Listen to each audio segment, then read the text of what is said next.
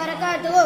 அன்பு உள்ளம் கொண்ட அருமை தாய்மார்களே, தந்தைமார்களே, அண்ணன்மார்களே, அக்காமார்களே, நண்பர்களே, என்னில் படிக்கும் மாணவர்களே, இங்கே வந்திருக்கும் பெரியவர்களே, நான் உங்கள் மத்தியில் எடுத்துக்கொண்ட தலைப்பு இறையச்சத்தின் சிறந்த 10 அடையாளங்கள். நான் ஏன் இந்த தலைப்பை எடுத்துக்கொண்டேன் என்றால், இன்று நாம் பேரளவில் முஸ்லிமாக இருக்கின்றோம், செயலளவில் முஸ்லிமாக இல்லை.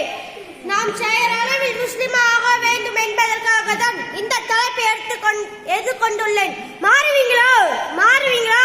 மாறுவீங்களா? சட்டம் போட்டு சொல்லுங்கள். மாறுவீங்களா? சரி, வாருங்கள். இறையச்சத்தின் அடையாளங்களை சொல்லுங்கள். முதல் அடையாளம், இறைவனின் கட்டளைகளை எவ்வளவு சிரமம் வந்தாலும் நிறைவேற்றுவது இறையச்சத்தின் அடையாளமாகும். இரண்டாம் அடையாளம், பொய், புறம், கோல், வீண் பேச்சுக்களை பேசுவதை விட்டும் நாவை பாதுகாப்பது இறையச்சத்தின் அடையாளமாகும். மூன்றாம் அடையாளம், திக்ரு செய்வது, குர்ஆன் ஓதுவது, நல்ல காரியங்களை பேசுவது இறையச்சத்தின் அடையாளமாகும்.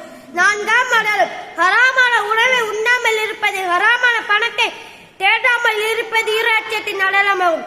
ஐந்தாம் அடையாளம், ஹராமான இசையை விட்டும் நாவையும் காதையும் மனதையும் பாதுகாப்பது இறையச்சத்தின் அடையாளமாகும்.